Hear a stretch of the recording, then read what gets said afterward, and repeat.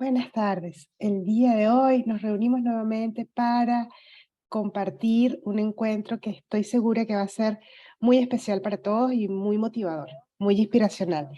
Hoy nos encontramos con un invitado especial que en breves lo vamos a presentar para que ustedes lo conozcan, quien nos va a estar dando una visión de lo que va a venir después de la pandemia. Así que esperamos que esta sesión esté llena de mucha inspiración y de muchos retos y de, bueno, cómo afrontar todos estos 2 años de pandemia que nos han preparado a un nuevo futuro, a una nueva manera de vivir en comunidad, a asumir nuevos retos y, pues, por supuesto, a seguir cuidándonos y protegiéndonos para evitar nuevas enfermedades. Pero antes de comenzar, quiero también darle la bienvenida a mi amiga Gabriela Lagos de nuestra plataforma hermana Cacao Móvil, quienes hoy también nos acompañan en la sesión del día de hoy.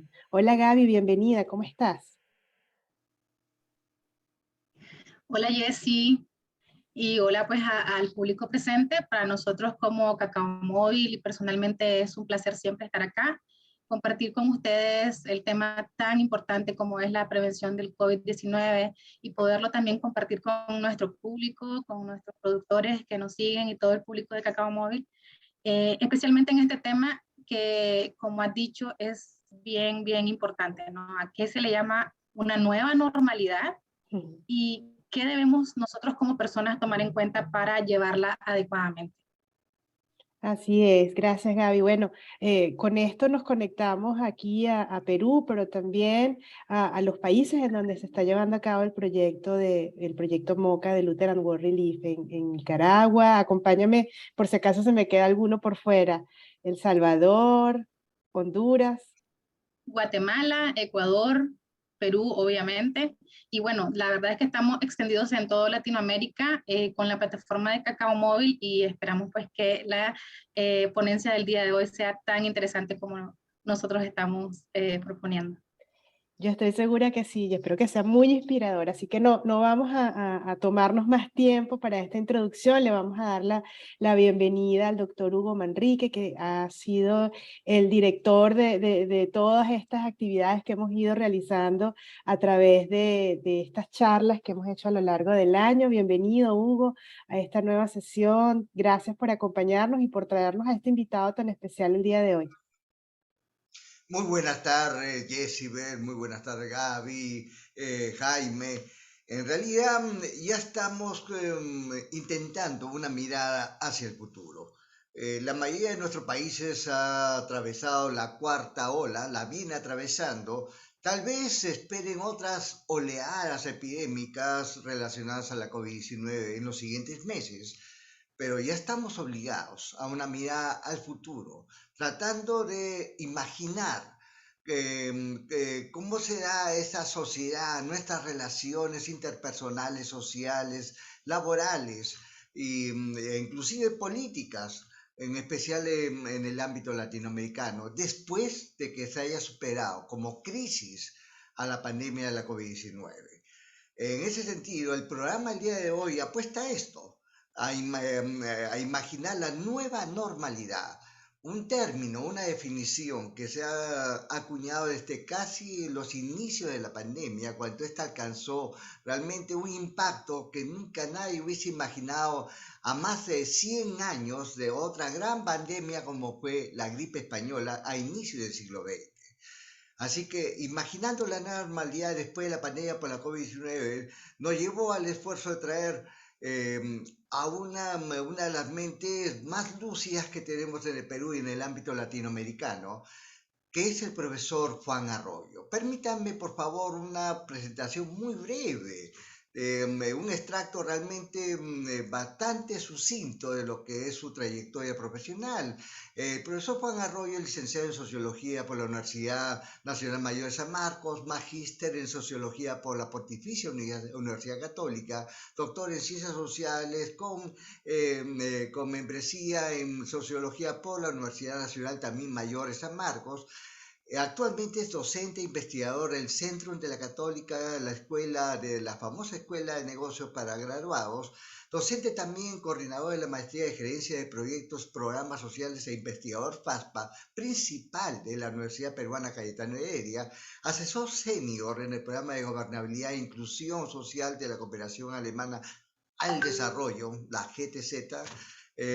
Asesor también, fue asesor de la alta dirección del FONCOE y la Secretaría de la Comisión Interministerial de Asuntos Sociales de la Presidencia del Consejo de Ministros. También fue jefe de gabinete del despacho ministerial en el periodo de marzo a agosto del año 2020 durante la gestión del doctor Víctor Zamora.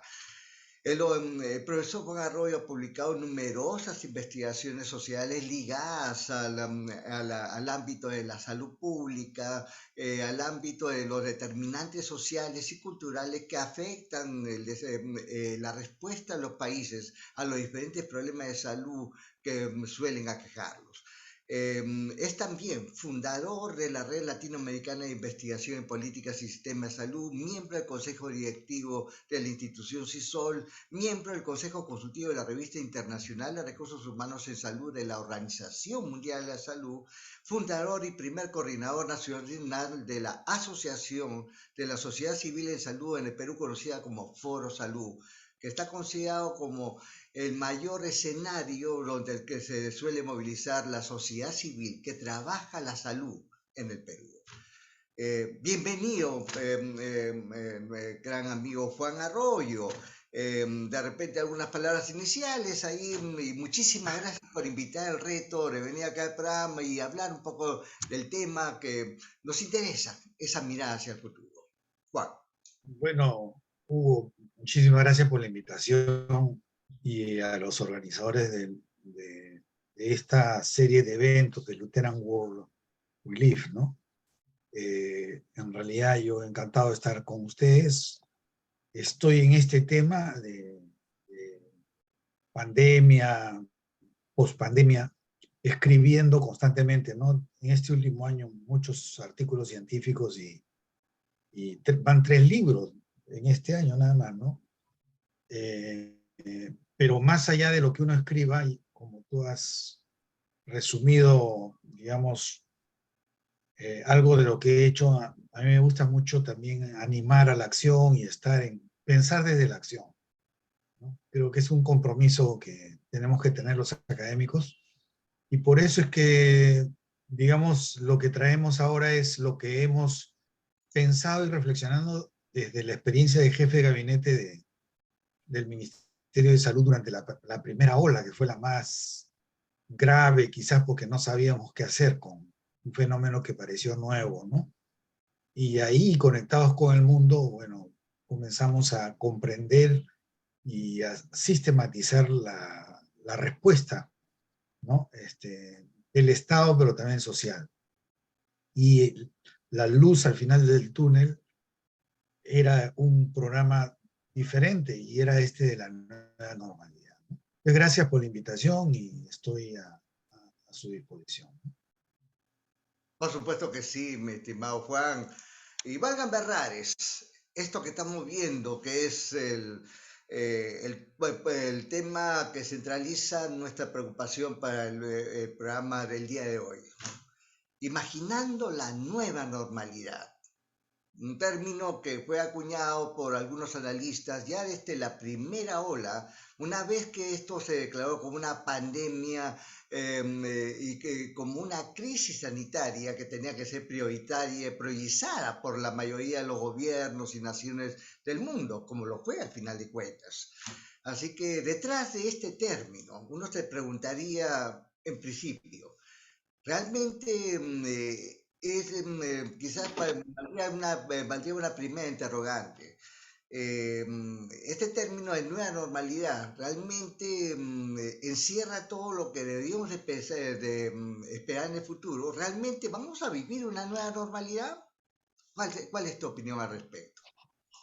Bueno, en realidad, digamos, efectivamente, entre marzo y abril del 2020, cuando apareció ya los primeros fallecidos, ¿no? Porque esto apareció en China el 8 de diciembre del 2019, y los chinos anunciaron al mundo el 31 de diciembre, ¿no? Que estaban ya con una fuerte epidemia, ¿no? Con proyección de pandemia en Asia, ¿no?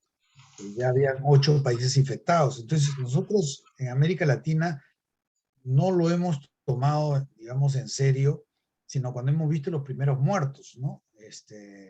A inicios de marzo, ¿no? En Brasil y Argentina, ¿no?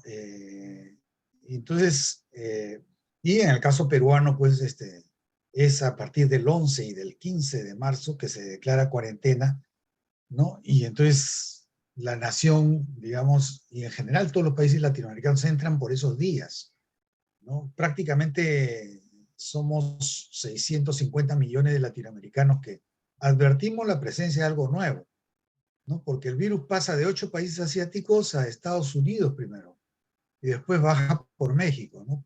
Al estado de Seattle, en Estados Unidos. Entonces, la reflexión primera es muy elemental, ¿no? Esto se originó en el mercado de peces y de mariscos y de animales vivos de Wuhan, ¿no? Y entonces, digamos, en una visión muy chiquita, ¿no? A la búsqueda del caso cero, etcétera, pero ya había transmisión comunitaria en China y encierro de una población de 11 millones de personas, ¿no? No es pequeño Wuhan, y es una gran, digamos, ciudad en China, ¿no?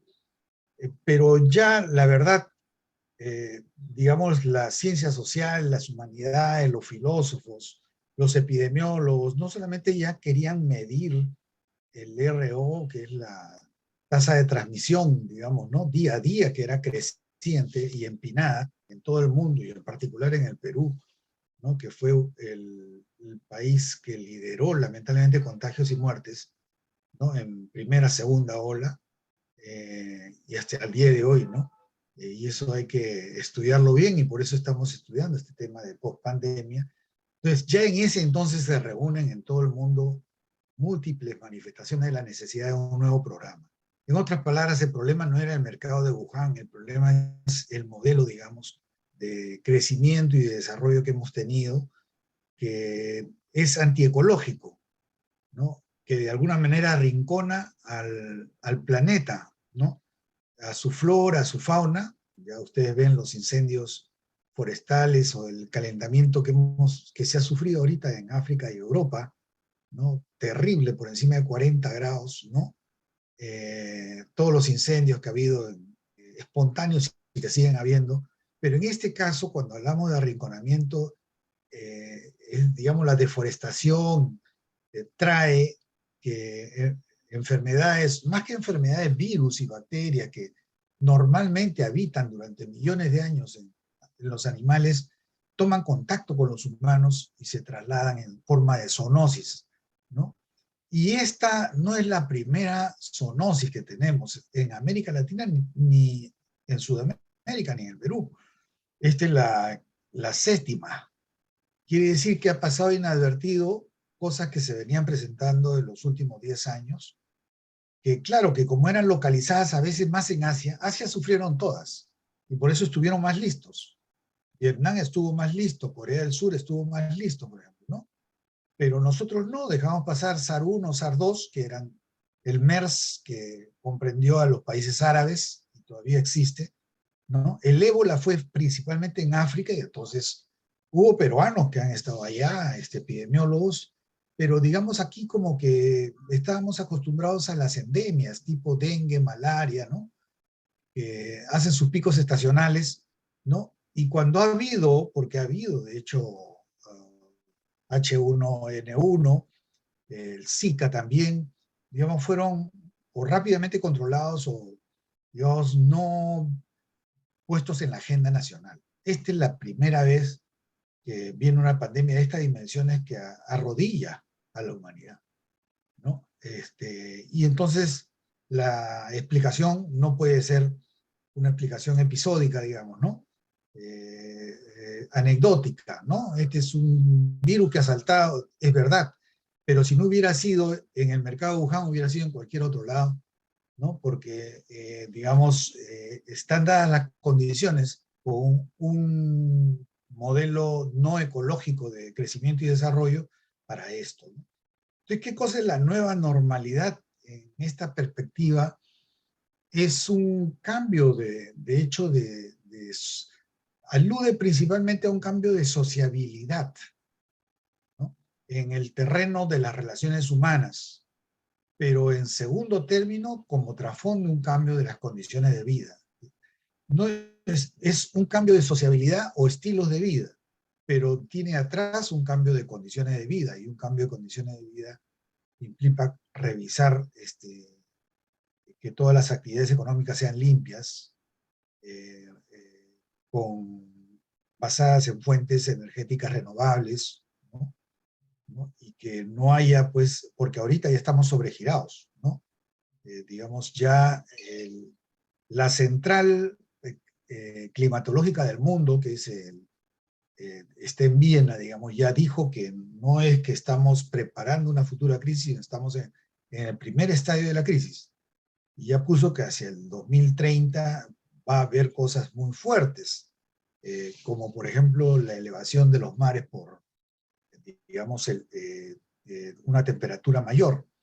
Es una nueva normalidad, se imaginó, y en América del Sur los científicos sociales le llamamos una nueva convivencia social, ¿no? Una nueva convivencia social no solamente son relaciones afectivas, no solamente la recuperación del sentido de comunidad, ¿no? También lo es, sino la solidaridad también lo es, pero de hecho son también expresión en normas y leyes de esa convivialidad, que así se llama como paradigma en las ciencias sociales. Convivialismo le llaman, ¿no? Que es, de alguna manera, por ejemplo, otra arquitectura urbana, ¿no? En términos de escuela salubrista, digamos, dado que Hugo eres salubrista, es el higienismo de Galeno, ¿no? Porque Galeno, digamos, aparte que era un gran médico, estoy hablando de un médico del siglo II después de Cristo, un gran médico de su época, ¿no? Digamos, él es higienista en el sentido de que pide que haya ventilación, que haya buena alimentación, que haya prudencia, ¿no? En el estilo de vida, ¿no? Que las ciudades tengan agua, ¿no? Segura, ¿no? O sea, es planificación urbana, ¿no? Y es vida rural con dos sistemas que puedan, digamos que son ganadería ecológica y agricultura ecológica, ¿no? Fuera de todas las actividades que se dan en el campo, entre ellas la minería, que debe ser limpia, para que puedan sustentar entonces una sociabilidad, digamos, nueva, ¿no? Obviamente detrás hay una crítica a la vida regida solo por la eficiencia, ¿no? Y por la motivación económica, ¿no? La vida a prisa, digamos, también es parte de la nueva normalidad, critica la vida a prisa, la subordinación de la vida al trabajo, ¿no? Se trabaja para vivir, no es al revés, ¿no? Y entonces es toda una filosofía, como estoy diciendo, Galeno un poco inauguró esto, que cuando no se conocían los antibióticos, que aparecen en el siglo XIX con Pasteur, ¿no? Aparece el hallazgo de la bacteria, el hallazgo de la bacteria con Pasteur, ¿no? Entonces, creo que a partir de ahí hay la ilusión entonces de que el remedio es ex post, ¿no? La sociedad puede enfermarse, ¿no? Eso no interesa porque se vivían en condiciones inhumanas en el siglo XIX, XVIII, XVII, ¿no? No importa que se enfermen porque después vamos a tener el fármaco para curarlo. Pero ahora vivimos una gran ola de resistencia antimicrobiana, ¿no? Que hacen inútiles incluso por ese camino. El 70% de los fármacos han perdido ya eficacia y efectividad, o sea, ya toma la pastilla y ya hay resistencia generada. Pero por el lado digamos, de una visión grande de nueva normalidad, se descuidan los determinantes sociales, ¿no? Sí, Juan, digamos, si me ¿no? permites, Sí, cómo no. pienso yo que de repente también algunos defensores de, yo iría con una visión muy esperanzadora de una sociedad que probablemente evolucione hacia una dimensión mejor de la que conocemos. No que yo diría es demasiado optimista, pero parten de las experiencias vividas durante las diferentes pandemias que han asolado la humanidad en tiempos muy antiguos. Es interesante ver cómo la evolución de la sociedad implicaba pues, crecimiento de las ciudades, movilización de poblaciones, incremento del comercio, y es allí donde surgen pues epidemias realmente apocalípticas en su tiempo, como fue la peste negra, la peste bubónica, pero tuvieron que ver con, con el cambio social y político que empezaron a experimentar algunos continentes, especialmente Europa. Viene la revolución industrial, las dos revoluciones industriales del siglo XIX, el concepto de depredación, el usufructo y el abuso pues, de los recursos naturales a nivel mundial. El efecto calentamiento es algo que empieza a crearse durante todo el siglo XX y coincide con la cantidad de pandemias y de epidemias no regionales que se han dado solo en el siglo XX. La gran gripe española, ¿no? Que probablemente mató a más de 20 millones de personas, frente a esta gran pandemia cuyo número de funciones admitidas formalmente por la Organización Mundial de la Salud probablemente esté muy por debajo de lo que realmente ocurrió, ¿no? Considerando un poco las dificultades para contar con buenos sistemas de información, como es el caso de los países latinoamericanos. Y a partir de allí es que algunas personas se preguntan, y esto que voy a mostrar son unas cuantas preguntas de lo que hemos visto en las redes, ¿no? Si una nueva normalidad, ¿qué podría significar? De repente, después de la pandemia, ¿podría haber cambios políticos que realmente sean muy agresivos? Ya, esta es una pregunta que se recogió en una de las redes. ¿Cuáles serían las consecuencias que se esperan ver en los espacios políticos y sociales, no solo del Perú, sino en general el ámbito latinoamericano? ¿Surgirán movimientos políticos más extremos en sus ideas? Es una pregunta que por ahí hicieron relacionada a la nueva normalidad. ¿Qué opinas al respecto? Bueno, todos los días hay este debate porque se ha intentado combatir la era fósil, digamos, basada en el petróleo, la gasolina tan contaminante, ¿no? Un viaje en avión, por ejemplo, 40 millones de toneladas de dióxido de carbono, ¿no? O sea, es enorme, eh, digamos, y la vida es en avión, pues ahora, ¿no? Digamos, la globalización. Entonces, la reconversión tecnológica de la industria es clave, ¿no?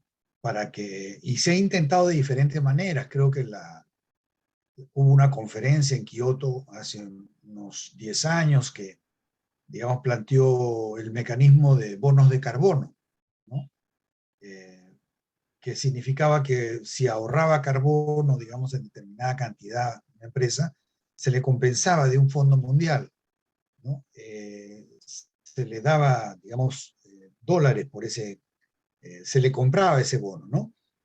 Pero habida cuenta del tiempo transcurrido, más de 10 años, ha sido mínima la conversión, 1 a 2% del total necesario, ¿no? Entonces, o se hace un viraje un poco más agresivo, ¿no? Que tiene que ver con esta propuesta de cambios en las tecnologías de producción de la industria, porque son 100 empresas. El día de hoy justamente publiqué en mi Twitter una noticia que producen el 70% de las emisiones de carbono, ¿no? En el planeta, ¿no? 100. Entonces, más que prohibir, lo que hacen algunos estados, como por ejemplo California, es colocar estándares altos, por ejemplo, ¿no? Si va a haber carros a gasolina 5 años más, porque promete todo pasar a carros eléctricos, y no pasan justamente por los intereses generados por la industria petrolera mundial. Entonces, lo que hace el Estado de California es colocar estándares de emisiones que obligan a reconversión tecnológica a la industria automotriz, ¿no? Todo este incentivo de sociabilidad nueva no debe desaparecer en las ciudades las ciclovías y también el culto de la bicicleta, el tratar de que haya, digamos, una cultura de alimentación saludable, por ejemplo, es parte de esta nueva normalidad, ¿no es cierto? Creo que la no destrucción de las áreas verdes en las ciudades, ¿no? Ni de los valles que están contiguos a ellas, ¿no? Porque se vende el metraje de los, por ejemplo, en el caso del INE es notorio que lo que era Matamula ya está desapareciendo, ¿no? Como parque, el lince, ¿no? Y ni hablar de los bosques del olivar que están completamente construidos ya, ¿no? Tanto el de Pueblo Libre como el de San Isidro. Entonces, creo que la defensa del árbol, ¿no? ¿No? Que es el oxígeno del mundo, el pulmón, el que absorbe y, monóxido de carbono, digamos, ¿no? Y por eso la cultura cero papel en la administración pública, por ejemplo, ¿no? Y esto también, de alguna manera, le da una mejor orientación a la digitalización, porque la digitalización también usa menos papel, digamos, ¿no?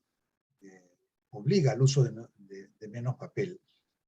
En realidad, en el fondo, es la consideración de que el planeta es finito, ¿no? Es finito, y hay métricas, o sea, hay formas de medir esto, la huella ecológica incluso personal, ¿no? En las clases nosotros medimos la huella ecológica de los alumnos, y digamos la huella ecológica mide el número de planetas necesarios para el consumo de uno, ¿no? Y salen alumnos que si todos los 7.000 millones consumieran lo que él consume, cuando hay mucho, por ejemplo, aire acondicionado, aparatos eléctricos, línea blanca, uso de automóvil, viajes en avión, consumo de carnes, todo eso sale 6 planetas, que se necesitan 6 planetas, ¿no? Al año, ¿no? Y eso es imposible. Claro que si no fuera porque hay una pobreza en África y también en zonas de Asia, ¿no? Muy fuerte, que bajan el promedio mundial, pero en Estados Unidos se necesitan muchos planetas. En los países europeos hay un estilo consumista, digamos. Entonces se necesita balancear, ¿no? Esto, y es por la vía del... Y también fracasó el Acuerdo de París, seamos francos, que fue hace poco nomás, hace 3 años, ¿no? O sea, no han habido medidas, ¿no? Cada país está disperso, ¿no? Y lo último que quiero añadir a esto es que la nueva normalidad es un programa de adhesión de las fuerzas de sociedad civil y de fuerzas productoras. Es más desde abajo que desde arriba en alguna medida en los países. No solamente es un camino que deben seguir los gobiernos, sino también la sociedad, los productores, porque hay, por ejemplo, comercio justo, hay agricultura ecológica, ¿no es cierto? Tú lo ves, ¿no?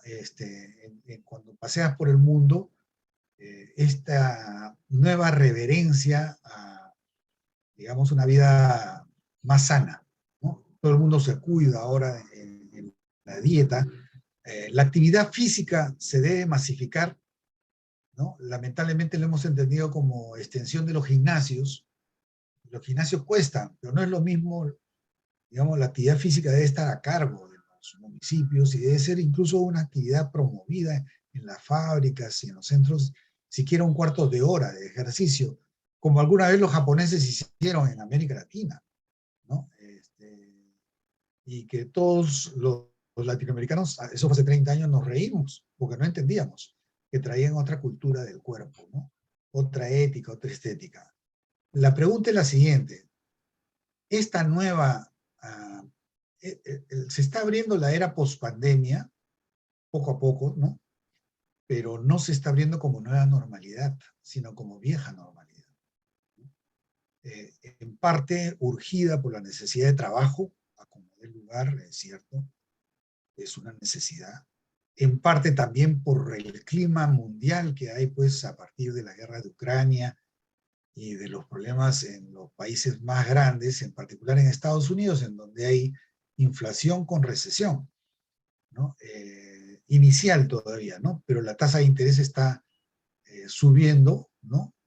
lo cual la sube en nuestros países, ¿no? Y al subir la tasa de interés, esto enfría las economías. Entonces, la nuestra, que ya estaba con problemas, ¿no?, de otra índole, pero con porcentajes bajos, ¿no? Entonces no da para... Entonces no estamos viviendo una nueva normalidad y aglomeración. Se dice apertura de centros comerciales, aglomeración, sábado y domingo, ¿no? Apertura de clases, ya está bien la presencialidad, ¿no? Pero tiene que ser con más distancia social, con ventilación, ¿no es cierto? Las reglas higienistas, ¿no? Nuestra alimentación tiene que cambiar también, ¿no? En ese sentido, ¿no? Y la nutrición tiene que ser más revalorada, ¿no? La inversión, digamos, los proyectos de inversión tienen que variar, a ser solo de infraestructura, a ser, digamos, generadoras de culturas, ¿no? Estilos de vida, etcétera, en estas circunstancias, porque al comienzo, cuando surgió este estilo de vida, surgió como algo muy pequeñito, ¿no? Pero hoy día hay fuertes contingentes mundiales con otros hábitos, ¿no? Estos mercados ecológicos que aparecen en las ciudades, por ejemplo, ¿no? Debieran ser incentivados. Entonces, el planeta es finito, la búsqueda de un PBI alto en estas condiciones es imposible, y por tanto se cae también la tesis de que solamente se puede salir de la pobreza si es que superamos el 5%. En realidad, la pobreza no solamente puede ser empujada por la locomotora formal, sino también por las MIPES y las pymes, ¿no? Y digamos, el tema es redistribuir, porque hay ahorita en el top de Perú gente que gana 1.200 millones de dólares al año. Entonces, cuando sale el promedio de ingresos del Perú en 1.300 soles, es porque hay 10 personas que están muy por encima, jalando el promedio, que está definitivamente por debajo de los 1.000 soles. Entonces, las mediciones de pobreza también deberían ser cambiadas, ¿no? Porque está una canasta básica de pobreza en 380 soles, ¿no? Entonces, la nueva normalidad en realidad es la vida, digamos, sosegada, tranquila, ¿no? También es la recuperación de la familia. Hay revalorización del Estado, ¿no? Pero también de la familia, porque la familia ha sido el capital social y la unidad de resiliencia fundamental ante la pandemia, ¿no? Primero fue la familia pequeña, después ha sido la familia extensa, primos, tíos, préstame, etcétera. Son préstamos, vamos a juntarnos, etcétera. La redistribución de la familia también, porque ¿sabe qué? Tu abuelo está solo, entonces va el sobrino a cuidarlo, etcétera, ¿no? Y por ningún motivo puede contagiarlo. Es un fenómeno de redistribución familiar, ¿no? También los retornantes van a su provincia porque no pueden sostenerse en Lima, pero después, cuando ya se agota la resiliencia familiar hogareña, la del hogar, que es más pequeña, y la de la familia extensa, se pasa al capital social comunitario, ¿no? Que es la olla común, ¿no? A fortalecer los comedores populares, ¿no? A ayudarse, ¿no? Y aparecen las banderas blancas en los cerros de las ciudades. En toda Latinoamérica es ese fenómeno, ¿no? Y hay hambre por primera vez, ¿no? Es una de las cosas que hay que señalar. Entonces, la nueva normalidad, hemos vivido más a prisa imaginativamente cuando nuestros bolsillos estaban más vacíos, ¿no? La propaganda nos vende desde yates o paseos en cruceros cuando nuestros ingresos están muy por debajo. Los países nuestros son países que integran 1/3, ¿no?, del vértice superior, y que de alguna manera ponen en muchas dificultades a los otros 2/3 cuando no lo descuelgan.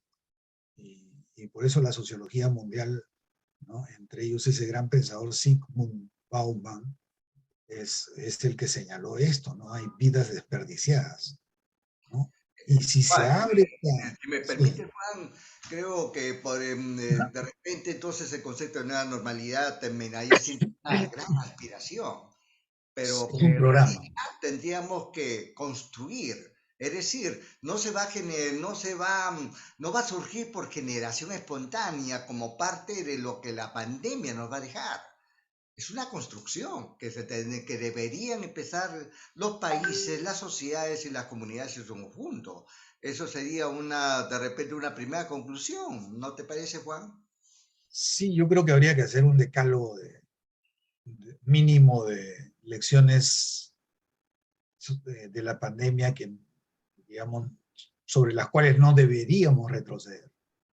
Creo que hemos aprendido la higiene de manos, ¿no? La prudente distancia social en los sitios de aglomeración, por ejemplo, ¿no? El uso de mascarillas con responsabilidad, ¿no es cierto? Creo que hemos aprendido a que debiera haber transporte no apiñado, y eso debería reglamentarse, por ejemplo, ¿no? También deberíamos pedir a los municipios una zonificación en que no se hagan pues ya edificios de 20 pisos de 40 metros en las ciudades, ¿no? Que es lo que viene cultivándose, ¿no? Creo que debiera también recuperarse la idea de áreas verdes, ¿no? En esto.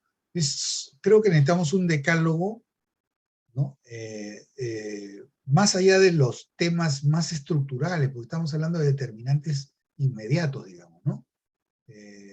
Camino a una visión que sí es necesario que lo sepan los que están escuchando, que en realidad, pues, cuando se está generalizando algo así como la cultura por la vida, porque todo esto es cultura por la vida, ¿no? Entonces, cuando desde Colombia lanzan Colombia por la vida, cuando los costarricenses hablan de pura vida, ¿no? Cuando aparecen desde el mundo andino estas ideas de vida en armonía con la naturaleza, ¿no? Entonces yo creo que ese es el trasfondo, digamos, de estas cosas que son medidas concretas, ¿no? De educación también, ¿no? Yo creo que el eficientismo y la vida apurada trae una política muy de conflictividad y de violencia, justamente, ¿no? Sí, de repente, y eso quizás empujó pues otra interrogante, ¿no? Que también ha circulado muchísimo. Muchos analistas y expertos comparten, ¿no? El hecho, como tú ya lo expresaste, es que la invasión, esa depredación de la vida silvestre, de los espacios ecológicos del mundo, ayudó al surgimiento de este y otras epidemias del pasado, ¿no? Y surge, bueno, y ahora, a partir de ahora, ¿habrán aprendido los gobiernos? ¿Habrán aprendido las sociedades? ¿Podremos aspirar a un mundo más equilibrado con el medio ambiente o quedaría como una simple aspiración? Y otra pregunta que por ahí surgió, si esto es una oportunidad para los movimientos ecologistas, ¿no? De ganar espacios para difundir mejor sus idearios. ¿Cómo ves? ¿Será esto posible? ¿Cómo lo podrías ver en el futuro? Yo creo que sí que, ¿qué es lo nuevo, digamos? Se ha quebrado la confianza unipolar. Primero se ha quebrado la hegemonía unipolar en el mundo y estamos en un mundo multipolar, ¿no? Antes solamente Estados Unidos en los 90 era realmente un mundo unipolar con un modelo, ¿no? Muy de globalización, ¿no? Compulsiva, ¿no? Y de aprovechamiento de todos los recursos del planeta para un modelo de crecimiento que tampoco empleaba a su propia población norteamericana, que es la que justamente se quejó bajo el voto conservador, ¿no? Por Donald Trump. Pero, digamos, la globalización liberal, ¿no? Hasta Obama tuvo esas características, ¿no? Entonces creo que hay más libertad, ¿cómo se podría decir? Es, como dice Naim, El fin del poder se llama su libro, que es una exageración, hay más terreno para que la sociedad civil, los productores del mundo, ¿no? hagan experiencias que valgan la pena, porque todos estamos construyendo esta otra parte del siglo XXI que se viene, ¿no? Como ustedes saben, el siglo XX se construyó entre 1918 y 1930, ¿no? Porque ahí se discutió, ¿no? Si va a haber planificación, no a la planificación, dijo Rusia. Keynes, con la crisis del 30, dijo, sí, capitalismo planificado, pero fruto del empujón de la crisis que había significado, pues, no Rusia, sino toda Europa se conmocionó con la Primera Guerra Mundial. Hoy vivimos dos grandes crisis, 2008, financiera inmobiliaria, y esta de la pandemia, ¿no? Y esta no amaina tan fácilmente, ¿no? Entonces creo que se dan la oportunidad para que, por un lado la academia, por otro lado los productores del mundo, ¿no? Pequeños productores del mundo. Y también hay parte de las empresas que tratan de vincularse de otra manera, ¿no? Es una experiencia también centroamericana, en la cultura del café por lo menos. Hay a veces relaciones con grandes empresas que se hacen en términos justos, etcétera, ¿no? Entonces creo que hay terreno para un movimiento de sociedad civil que pueda, por lo menos desde Latinoamérica, si no en otras partes del mundo, porque en otras partes del mundo están compitiendo el modelo, digamos, liberal con el modelo conservador en Estados Unidos. En el caso de Europa, digamos, el modelo de capitalismo más cohesionado, más igualitario hasta ahora, sobre todo en los países nórdicos, pero sin el poder que tenía antes, con muchas fricciones y amenazado por la otra tercera propuesta, que es la propuesta autoritaria, digamos, de Rusia, ¿no? Y la propuesta de partido único y reflotamiento endógeno hacia adentro de China, ¿cierto? Pues esa es la otra propuesta, ¿no? Todo a su servicio, ¿no? Pero son 1.400 millones, ¿no? India todavía no se manifiesta. Entonces tienen 4 propuestas. Latinoamérica está en una actitud, digamos, de sacando el mensaje liberal, ¿no? Pero lo saca el conservadorismo, ¿no? Bolsonaro en Brasil, etcétera. Pero ahora es un periodo corto, ha sido eso, y ahora se han venido elecciones como la de Chile, Colombia y Brasil que se vienen, que anuncian la posibilidad de repente de un mensaje un poco más cercano a lo que sería un desarrollismo ecológico, ¿no? Ecológicos de nueva sociabilidad, ¿no? Creo que esa es la posibilidad que se juega en Latinoamérica. De lo contrario va a sufrir más todavía, porque va a ser vendedor de materias primas, ¿no? Y la brecha digital se va a abrir más. Y el ingreso a la sociedad del conocimiento va a ser más difícil. 2 décadas, ¿no? Si es que solamente exportamos materias primas y no materias primas con valor agregado, ¿no? Que es lo que necesitamos, ¿no? Eso es lo que te puedo decir. Entonces, pero eso es una lucha, como tú dices, ¿no? Es así como se fundó Foro Salud en el 2002, ¿no? Ahora se necesita, porque nadie está pensando esto, todo el mundo está pensando en que el problema es estrictamente político, ¿no? Y los grandes periodos de la historia no son solamente que gane tal posición, sino que tenga claridad sobre qué cosa es lo que está en juego en el mundo. Y en el mundo lo que está en juego es que se abre una sociedad del conocimiento que va a estar muy lejos de los países del sur, si es que los países del sur no sabemos, digamos, construir un atajo, ¿no? Y ese atajo es la nueva normalidad, pero comprensivamente, en el terreno de las relaciones sociales, de la planificación urbana, de la planificación del transporte, también de áreas del desarrollo clave como la agricultura y la ganadería, que hay que defender en nuevos términos, como también por una minería limpia y responsable, ¿no? Etcétera, y por un modelo de desarrollo un poco más realista, ¿no? La palabra desarrollo ha sido proscrita en los últimos 30 años, ¿no? Porque se decía que todo lo iba a resolver pues el mercado libre, y la verdad el mercado libre se dirige a donde esté la ganancia y a veces hay cosas en que no entra y el Estado tiene que entrar. Entonces estas teorías nuevas del Estado emprendedor, ojo, el Estado emprendedor que lanzara en el 2014 una italiana, Mariana Mazzucato, que ha golpeado tremendamente en todo el mundo, que significa que el Estado sí se puede y se debe meter en áreas en que son de prioridad para el desarrollo del país, porque el desarrollo es que lo garantiza el bienestar, ¿no?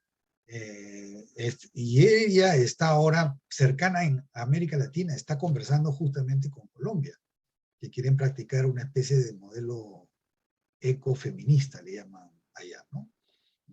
Y que creo que aquí estamos luchando con también en los mismos términos, ¿no? Por algo más progresivo. Si no, de lo contrario...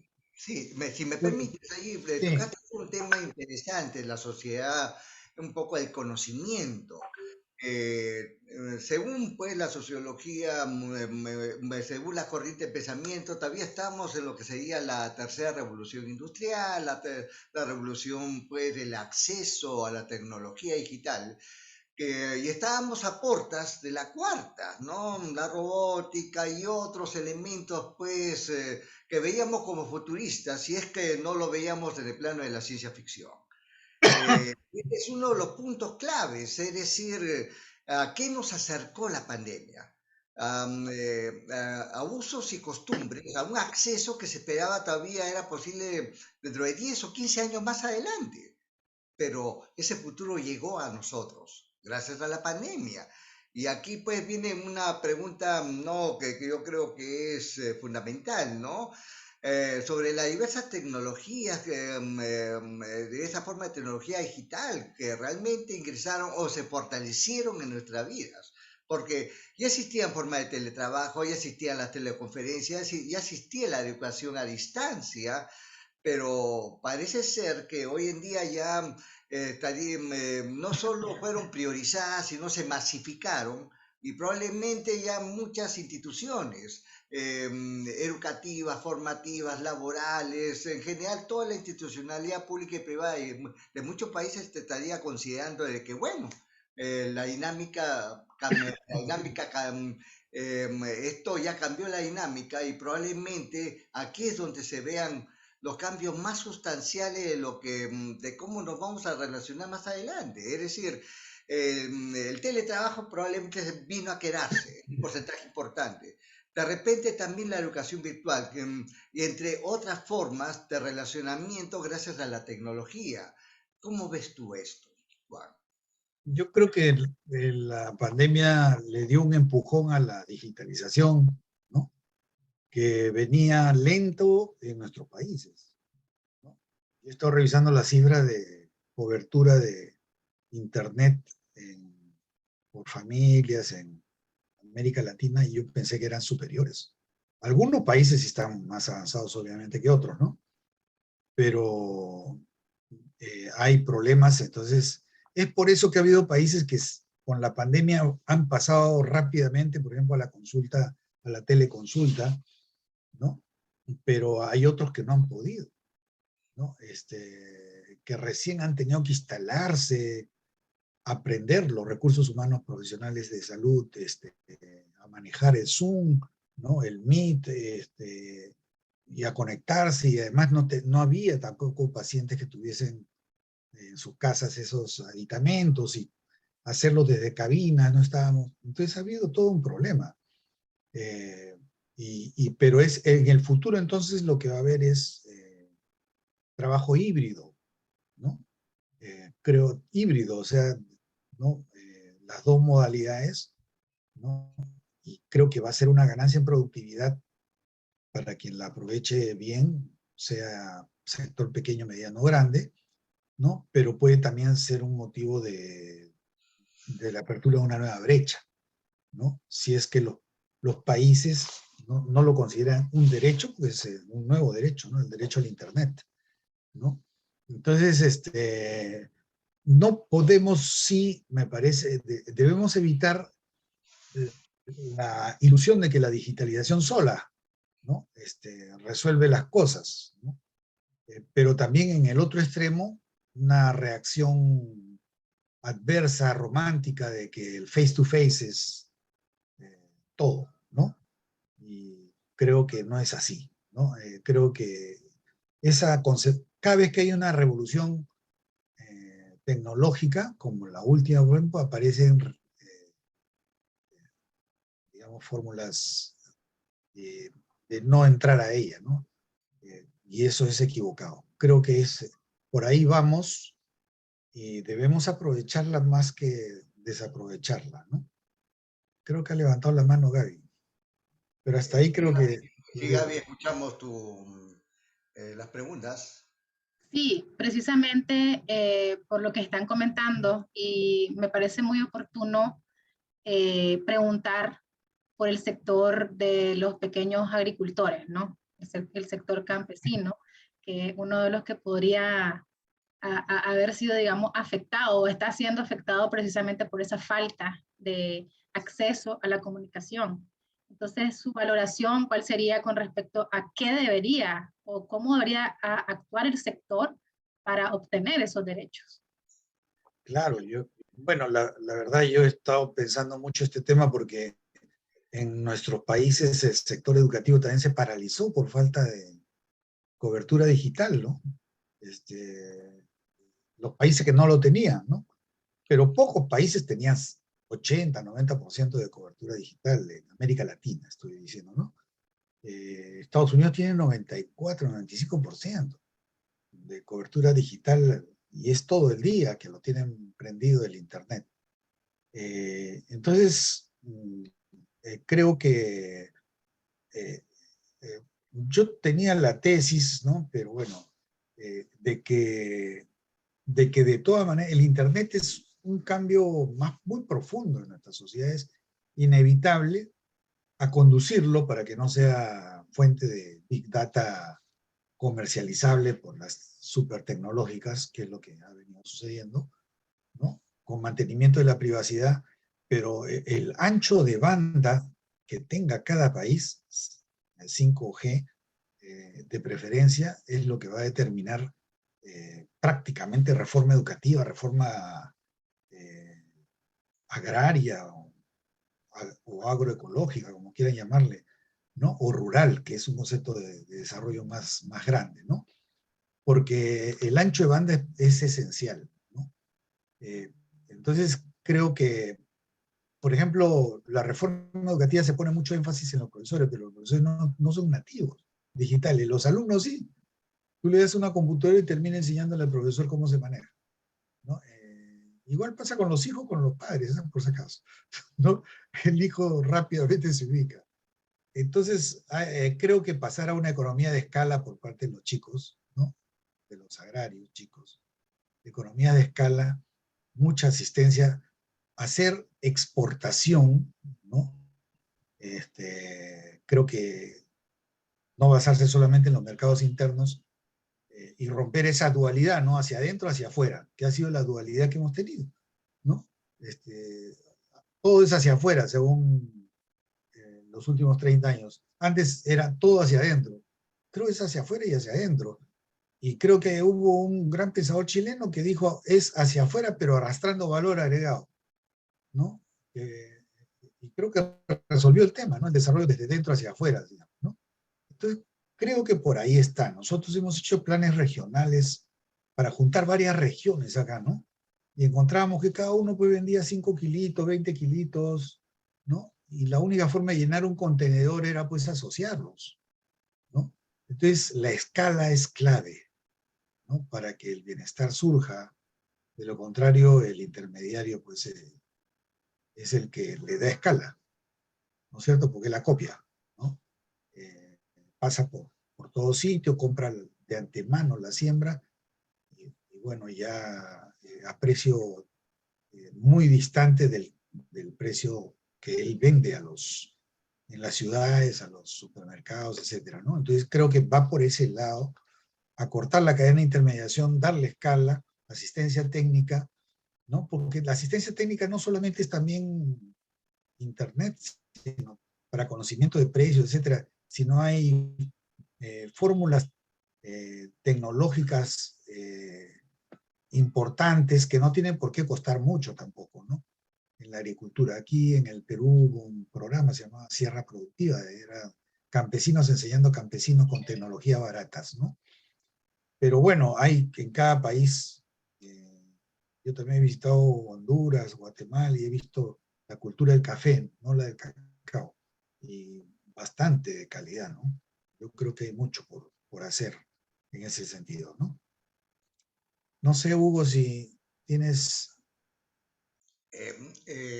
vamos en los minutos. Creo que hemos abordado un sinnúmero de aristas, un panorama bastante integrado. Jessy Beth, no sé si a través de me ha informado o también se ha recogido alguna interrogante de repente. Sí, bueno, de verdad que es muy interesante todo lo que nos ha compartido el profesor Arroyo en la tarde de hoy. Me gusta mucho ese reencuentro con nuestra responsabilidad a la naturaleza, a la madre tierra. Y ahí un poco quisiera hacerle dos preguntas, ¿no? Por un lado mencionabas nuestra huella de carbono, ¿no? ¿Cómo las personas comunes, ¿no? Que no estamos involucradas en las industrias, ¿cómo pudiéramos nosotros medir nuestro impacto en esa huella de carbono que generamos, ¿no? ¿Cómo podemos hacer ese cálculo que usted comentaba que hacía con los estudiantes para poder determinar, bueno, qué tanto estoy aportando o al contrario, ¿no? ¿Qué tanta tarea me queda a mí por ejecutar? ¿Cómo pudiéramos orientar para que también tengamos responsabilidad y asumamos que nos toca parte de la labor en esta nueva normalidad que ya está comenzando y que, bueno, debe comenzar desde hoy mismo, ¿no? Porque el cambio climático es algo que nos alerta a todos, ¿no? Eso por un lado, y por el otro, también aprovechando que estaba conversando del acceso a la tecnología y cómo se ha cortado esa brecha al acceso digital por la premura que nos cayó de pronto en la pandemia. ¿Cuáles son los riesgos que también nos hemos encontrado al tener tanto acceso a información, que no toda la información es de calidad y que de hecho ha generado muchos aspectos positivos y de acceso y de conexión, pero por otro lado también ha generado desinformación o exceso de información que termina pues agotando y agobiando a las personas porque no sabes ya en qué creer, ¿no? Entonces, ¿cómo podemos también abordar esa otra parte de la infodemia y el exceso de información y dónde conseguir realmente información de valor y qué hacer para desechar lo que no es correcto, no tiene fundamento y que más bien busca es desinformar?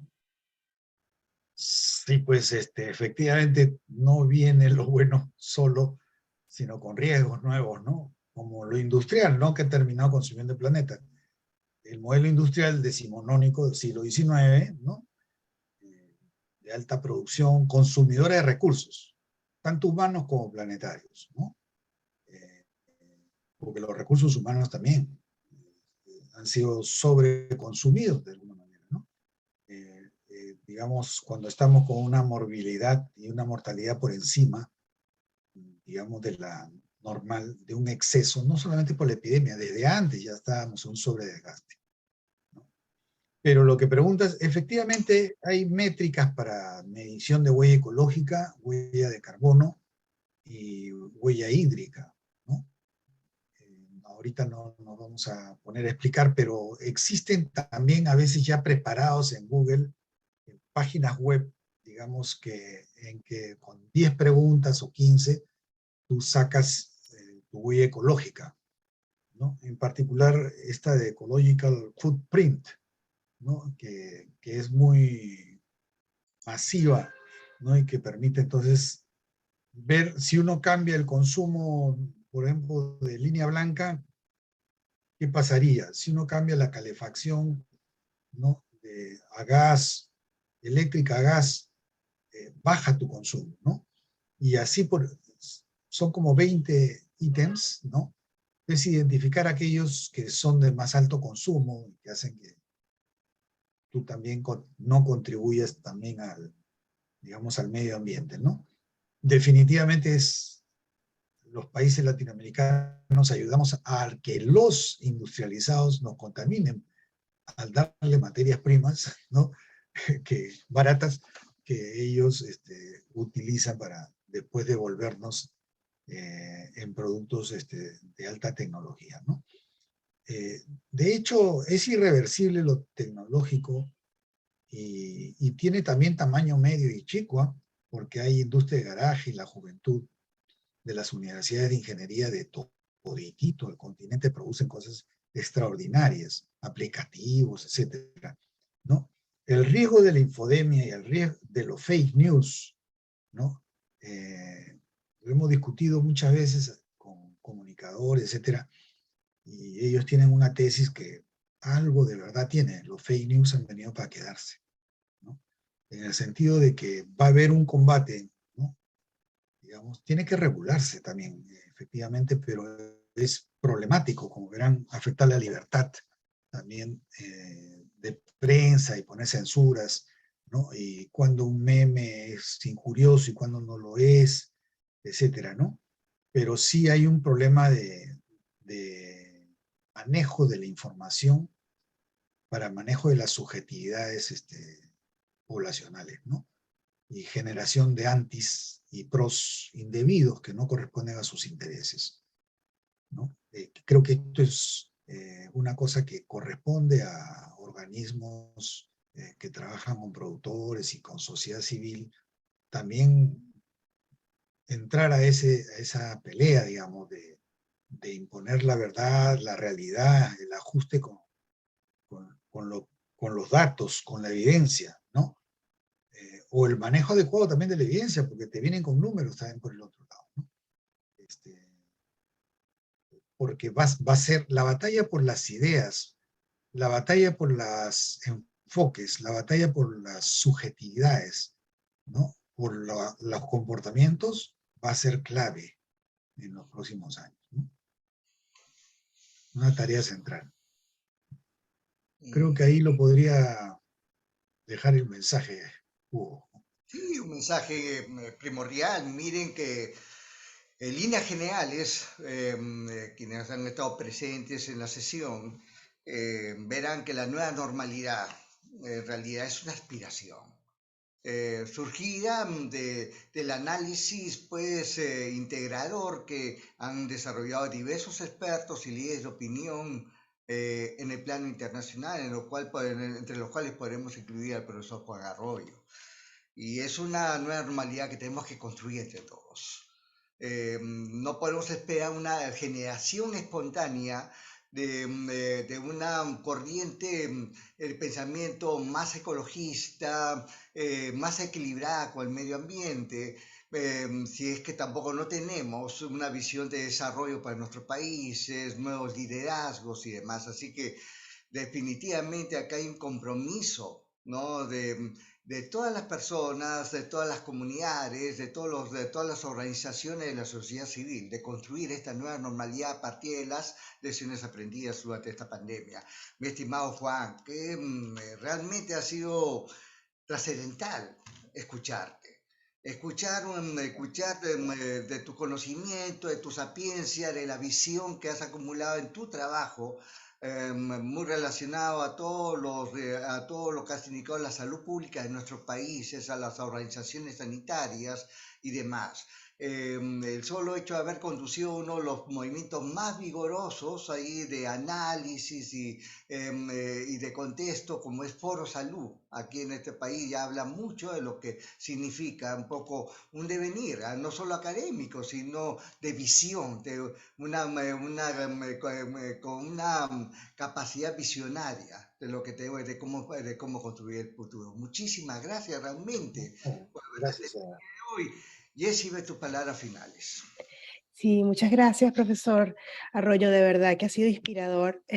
Y como le decía antes, me alegra mucho este reencuentro con nuestra responsabilidad y el mundo en el que vivimos, nuestro planeta Tierra, ¿no? Porque definitivamente sí hay una relación entre lo que nosotros hacemos y lo que nos sucede, ¿no? Y es importante que tengamos nuestra conciencia y un poco recapitulando los mensajes que nos fue regalando a lo largo de la charla en mantener todo lo que hemos aprendido a nivel de medidas preventivas, eso hay que conservarlo, el correcto lavado de manos, el uso de la mascarilla, cuando estamos enfermos, creo que eso es una conciencia que antes no teníamos y que debemos ahora implementarlo como un día a día.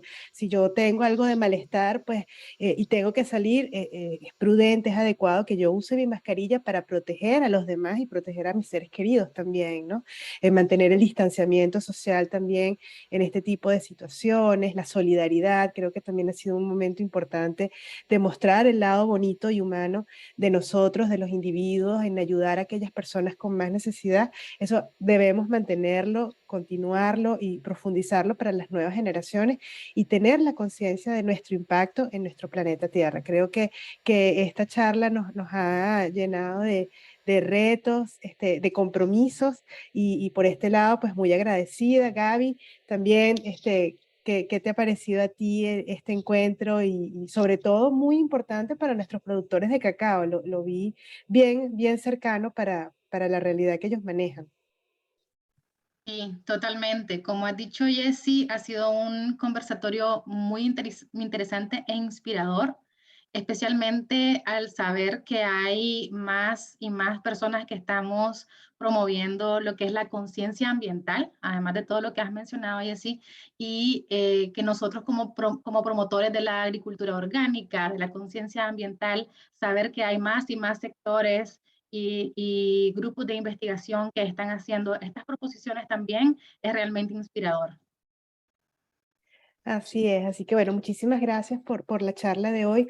Hugo, nosotros tenemos un próximo encuentro, no sé si ya estamos listos para invitar a las personas a nuestra próxima sesión o si lo vamos a ir coordinando en los próximos días. No, ya se tiene la casa de confirmación del doctor Rubén Mayorga, un viejo conocido nuestro, Juan, ahí que, Claro. que va a participar la hermana República de Eh, Honduras. Él ha sido incluso jefe de la misión de la Organización Panamericana de la Salud en diferentes países. Y vamos a ver pues, las lecciones aprendidas que debían ser preservadas por los gobiernos en la pospandemia, ¿no? ¿Cuáles serían las mejores sugerencias y recomendaciones para una mejor convivencia entre las comunidades? Esos elementos que puedan fortalecerse en la integración que tienen entre las personas, con miras a fortalecer, como lo dijiste, Jessibet, elementos tan importantes y tan indispensables como el lavado de manos. Los países nórdicos, los niños que son muy pequeños, manejan los 10 pasos de lavado de manos que muchas veces solo son utilizados por los profesionales de la salud. Vean ustedes la distancia que necesitamos recorrer, ¿no? En función de lo que significa el bienestar en nuestras sociedades. Va el doctor Rubén Mayorga para la segunda semana del mes de agosto, ¿no? Sí, para el 18, sería el 18 de agosto. Perfecto, entonces bueno, con esa invitación damos las gracias nuevamente al profesor Arroyo, a Hugo Manrique por acompañarnos el día de hoy, a Gaby, a toda la plataforma Cacao Móvil y desde Beninformado, pues bueno, nos despedimos, Jessibet Centeno de parte de Lutheran World Relief. Gracias por este día, por acompañarnos y esta sesión queda grabada aquí en nuestra cuenta de Facebook de Beninformado, también en la cuenta de Cacao Móvil. Si no pudiste ver la charla completa o algunas partes, pues ahí puedes disfrutarla con más calma y también la estaremos compartiendo en nuestras otros canales, en la página web de Beninformado, www.beninformado.pe y en nuestro canal de YouTube. Así que ahí también vas a poder encontrar las charlas que hemos realizado previamente y bueno, en donde hemos tenido la fortuna de encontrarnos con grandes especialistas quienes nos han hablado de distintos aspectos sobre la prevención de la COVID y bueno, el impacto que ha generado la pandemia en cada uno de nosotros.